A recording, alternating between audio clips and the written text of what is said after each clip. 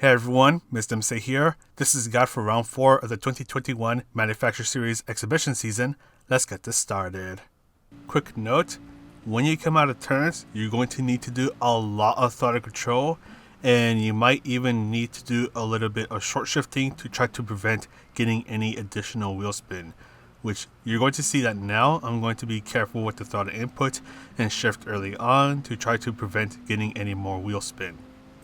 Bring yourself towards the left side of the track and brake just as the wall on the left starts to go out. Brake hard for a short while. Take your time easing off of the brakes as you turn in. Be nice and gentle, starting to accelerate so you don't get that wheel spin. Do a little bit of short shifting if necessary. The less wheel spin you get, the faster you will go. Now for our favorite section of the track, you want to lift off of throttle just before you start to brake, then do a quick burst of braking, and then you want to let the car coast for a moment, let it rotate around this part of the track, and then you want to carefully start to ease in the throttle. Just try to keep the car under your control so it doesn't act up. Then you can start to fully accelerate, do a little bit of short shifting if necessary. Bring yourself towards the left side of the track, and your next braking point is the 150 meter board. So you're going to brake just before you pass it, brake hard for a short while, and slowly ease off of the brakes as you start to turn in. You need to do a lot of throttle control here to get the car to rotate around a turn and keep it under your control. Just nice and gentle on the throttle. Try to avoid getting too much onto the curbs. Brake before you reach the 100 meter board, and you can brake a little earlier if you don't want to brake at full braking power like how I do here, and this is because the car can step out like how it does right now. In this case, it ended up working out for me because I got additional rotation. Nice and easy on the throttle, and then for this turn you want to brake pretty early, and you just want to do some braking control. Just fine tune the car to carefully rotate around this turn. Nice and easy on the throttle on your way out. For this turn, look for the start of the curbs on the right and brake just as it starts. Brake hard for a short moment. Carefully ease off of the brakes. Nice and easy on the throttle. Try to avoid the curves. Just be nice and patient so the car doesn't start to step out on you. Then your next braking point, 100 meter board, or just before the area on the right ends that I've highlighted here. Brake hard for a short moment. Slowly ease off of the brakes. Bring yourself as close as you can to the curbs. Even more throttle control needed over here. Just get the car to rotate. Slowly accelerate. And then brake before the curb on the left starts. Brake just a tiny bit earlier than I do so you can get closer to the curbs that are on the right. Nice and easy on the throttle. Avoid the curbs once again. Do a lot of throttle control, especially for this turn. Once again, try to avoid the curves. Get the car straightened up and then start to fully accelerate.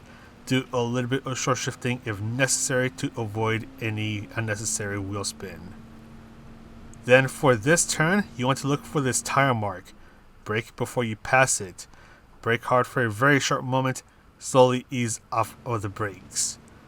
Just take your time going through this turn, nice and easy on the throttle, and for the final braking point, brake just as you go under this big sign that is above you.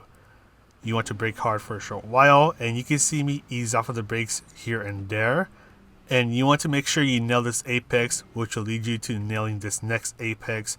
Nice and easy on the throttle, get the car straightened up, carefully accelerate, and short shift if necessary.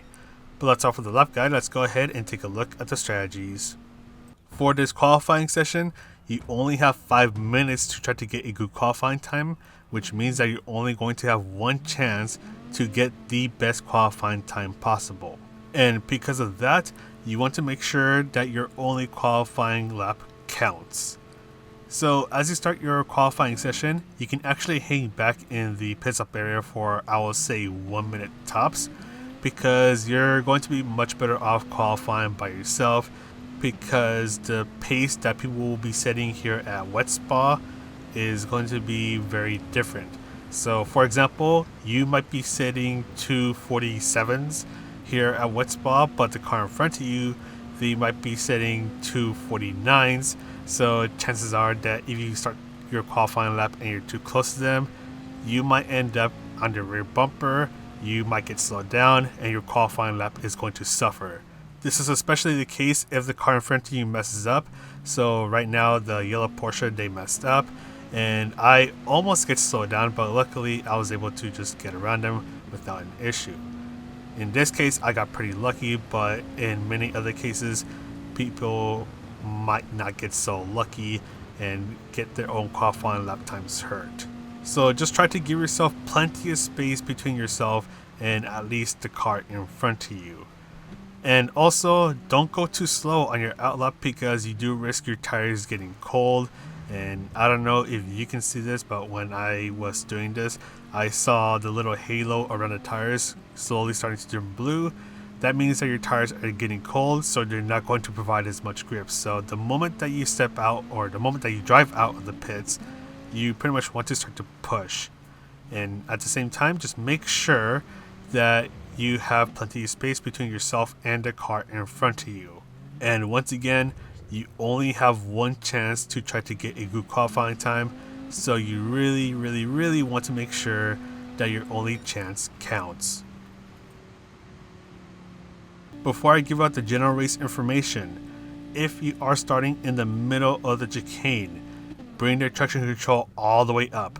So press the left or right on the D-pad to move the multi-function display on the bottom right hand corner of the screen to TCS, which is traction control, and whip that sucker all the way up.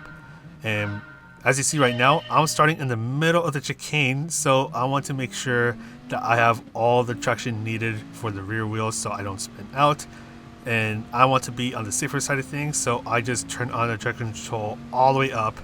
And once the car is straightened up, I can then bring it back down to 0 or whatever value that I or you normally have it set to. And as you saw right now, in the lobbies, 2nd, 3rd, 4th, and 5th place have to deal with the chicane at the start of the race, but in the actual race day itself, it's a little bit different. I think in the FIA race, it's still starting in 4th, 5th, 6th, and 7th place that are starting in the middle of the chicane. So once again, if you're starting in the middle of the chicane, whip that traction control sucker all the way up to make sure that you don't spin out at the very start of the race. But anyways, let's go ahead and talk about the general race information. So for this race, we're doing 13 laps at Circuit de Spa-Francorchamps in the wet, and we're given the heavy wet and intermediate tires, but because there's very little grip here, so this is under the wettest setting, you want to use the heavy wet tires. And because we're in the Group 3 cars, throttle control, braking control is going to be crucial here to make sure that you don't end up spinning out. Fuel is a ×2, so don't worry about that. The tire wear is a ×2, which for the most part you don't really have to worry about it, but you do want to keep an eye on your rear tires. So because you're going to be getting a lot of wheel spin, your rear tires are going to be the ones that are going to be taking most of the tire wear. So my personal suggestion, whip that brake balance all the way to the front of the car, -4 for starters, -5 if you need it. So in the race, in the qualifying, and in the time trial, I had the Viper at -4. And this is to try to ease off that tire wear from the rear tires and bring it a bit more towards the front tires, because the front tires are not going to be wearing out that much. So the less tire that you can get on the rear tires, the better off you will be. I mean, it doesn't matter as much, but it's better to be safe than sorry. Just try to have as most tire life as you can on the rear tires. And once again, this is going to be a no-stop race. This is all about patience and survival. So you need to be extra patient on the brakes, extra patient on the throttle, and you just want to make sure that you don't make any mistakes that could lead to you spinning out. If you're able to stay on track for all 13 laps, which is around 36 minutes of racing, then you've already won half of the battle. And you might even pick up a couple of positions for free because you're able to keep the car under control while others are spinning out. Also, let's say that you're behind someone and they start to make mistakes. Don't get too excited, don't get too aggressive, because the moment that you start to get too aggressive, too impatient, too excited, you're going to be spinning out with them as well. So for example, right now, second place made some errors, I tried to get around him, I made some errors, and now I ended up in the wall. So yeah, don't get too excited, just try to keep your normal pace, keep your cool, and just try to get around them when it's safe to do so, because the moment that you start to push, you're going to end up making mistakes and you might end up spinning out yourself. So at the end of the day, it's all about throttle and braking control. Master those things to help you stay on track at all times. And if you need it, traction control can help you out. Don't be afraid to turn it on to help yourself stay on track.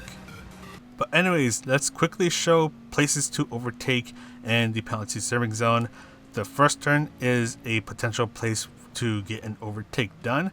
And for all these overtaking spots that I'm going to mention, try to get the inside line because you don't want to be on the outside. And in the case that the car on the inside steps out a bit, you don't want to get pushed off. And please do not try to battle it out here. Do not go too wide. That's a disaster waiting to happen if you do try to make that happen. The next overtaking spot is pretty much from Au Rouge Radillion, hopefully I'm saying that right, to the end of the Kimmel Strait, which is where we're at right now, and we also just passed the penalty serving zone. But anyways, this is another potential spot to get overtake done. Try to get the inside line, try to get past the car, so you don't have to battle out through here and risk sliding around. Lots of throttle control, and then this next spot can be a potential place to get overtake done, but you do want to be careful with your brakes because it's pretty easy for the car to break the grip and start to slide around here as you saw just now. After that, it's going to be a single file line for a while, so I'm going to go ahead and fast forward through this. This next right turn is more of a situational place to get overtake done. If the situation calls for it or an opportunity presents itself, you can try to get the overtake done, but normally you'd be in a single file line. Same goes for this part. This one is pretty situational. Normally you wouldn't try to go for overtake. And after that, it's going to be single file line once again. And for this left turn, yeah, don't go for an overtake here because once again, that's a disaster waiting to happen if you try to battle it out there. Just wait until this part because this part right here, the bus up chicane, is the last place to get the overtake done. Just try to nail the apexes. Be especially careful on the throttle because this part is especially easy for the car to spin out. And if you're trying to go for overtake, make sure you can do it safely because you don't want to risk an incident happening. You don't want to push the other car out. You don't want to make yourself spin out. So if you're trying to go for a move and you realize that it may not be a smart move, you risk spinning out, then it's better to back off and wait for another opportunity than to try to force it and spin yourself out. Once again, patience is key here. But anyways, that is pretty much it for this guide. If you like this guide, you can press the like button, subscribe, all that good stuff. I also have a Patreon and YouTube membership thing that you can check out in the description down below.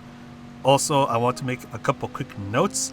The first one is that this specific manufacturer race is taking place on Saturday. So this coming Saturday is going to be for this race. And after that, all other Saturdays will be manufacturer races. Nations Cup races are now on Wednesdays. And I'm going to be in a super cool IGTL race with other content creators, so that's going to be pretty fun. I'm going to be live streaming my perspective, and you can also check out the information in the community post, which I'll have linked in the pinned comment down below. But anyways, that's all for me. I'm going to sign off now. So this is Mr. CA, trying not to spin out, and I'll see you in the next video.